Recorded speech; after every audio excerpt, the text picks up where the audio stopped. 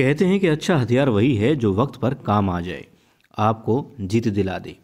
चाहे वो तलवार हो या फिर सुई, जिस वक्त जिसने आपका साथ दे दिया वही अच्छा हथियार है। और हथियारों के बारे में बता रहे हैं बड़े सूबेदार जी छोटे सूबेदार जी को, और कहते हैं कि कोई भी हथियार आपके पास में है मगर उसके लिए संयम भी होना बहुत ज़रूरी है। मगर युवराज खंडेराव ऐतराज़ जताते हैं, वो कहते हैं संयम आप अपने पास ही रखिए और हम जोश से काम लेने वाले बंदे हैं, होश आप अपने पास रखिए। बहुत कुछ कह देते हैं, मंदिर में कह देते हैं युवराज खंडेराव उनके बाबा साहब को, जो कि उनको अच्छी बातें बता रहे थे, मगर सामने से क्या मिलता है, कड़वे वचन मिलते हैं। मतलब जिह्वा पर भी जो है ना संयम रखना बहुत आवश्यक है, मगर युवराज खंडेराव इस पे संयम खो रहे हैं। और देवी अहिल्या भी देख रही है, बातें सुन रही है, मगर क्या कर सकती हैं, कुछ नहीं। और खुश हो रहे हैं गुन्नू जी ये सब देख करके कि पिता पुत्र में लड़ाइयाँ छिड़ रही हैं। और इन सब बातों से अनजान गौतम भाई सरकार अपनी सभी बहनों के साथ में, यानी कि मल्हार राव सूबेदार जी की बाकी पत्नियों के साथ में काम कर रही हैं। साथ में खास दासी भी है द्वारकाबाई साहेब की।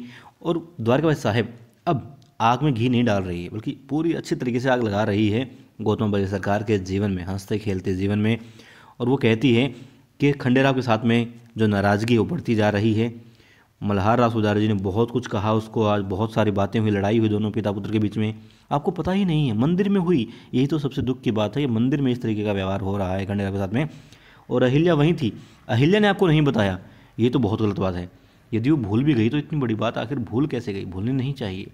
तब वो कहती हैं यकीनन उसे तो राजपाट का ही काम चाहिए बस। हालांकि फ्री हो गई है, युवराज खंडेराव आ गए हैं, उसे देखना चाहिए। मतलब ये कि अच्छे तरीके से भड़का रही है देवी अहिल्या के खिलाफ। और देखिए गौतम भाई सरकार पहले सुना नहीं करती थी द्वारकाबाई की बातें, जवाब दे दिया करती थी, मगर अब सुन रही हैं और उनके मन में, दिल में, दिमाग में वो बातें घर भी कर रही हैं कहीं ना कहीं।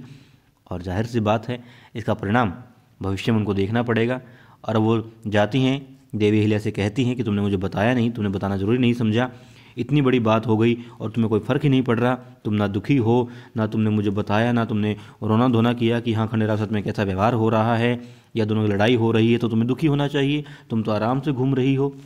मतलब वो आरोप पे आरोप लगाए जा रही हैं देवी अहिल्या पर। शब्द बेशक देवी अहिल्या सुन रही हैं गौतम भाई सरकार के मुख से, मगर भावनाएं किसकी हैं, द्वारकाबाई साहेब की। उन्होंने पिरोए हैं शब्द देवी अहिल्या के सामने, वो जाके यूँ कहीं उड़ेल दिए हैं गौतम भाई सरकार ने। गुस्से में रहती हैं बहुत, क्यों, क्योंकि पुत्र मोह में है। मगर बात ये कि ये वो समझ नहीं रही है जो हमेशा से खिलाफ थी, जानती थी कि द्वारकाबाई साहेब उनके खिलाफ, उनके बेटे के खिलाफ है, गद्दी वो किसको दिलवाना चाहती है वो अच्छे से जानती है, मगर फिर भी उनके बातों में आ रही है। मतलब इतना पुत्र मोह में डूब चुकी हैं गौतम भाई सरकार। और अब लड़ाइयाँ शुरू हो गई हैं देवी अहिल्या के साथ में, मगर देवी अहिल्या अब क्या करेगी। एक तरफ युवराज खंडेराव पीस रहे हैं उनको, दूसरी तरफ से उनकी सासूबाई। अब मतलब यूँ तो कहावत है कि गेहूं के साथ में गुड़ पिस जाता है, मगर यहाँ तो दो तरफ से पिस रही हैं देवी अहिल्या। और अपने मंसूबों में बड़े अच्छे तरीके से कामयाब होती जा रही हैं द्वारकाबाई साहेब।